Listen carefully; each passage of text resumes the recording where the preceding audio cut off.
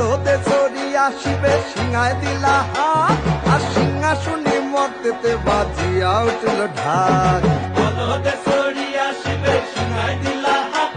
আর সিংহাসনে মর্তেতে বাজিয়া উঠল ঢাক শিবের সনে কার্তিক গণেশ লক্ষ্মী সরস্বতী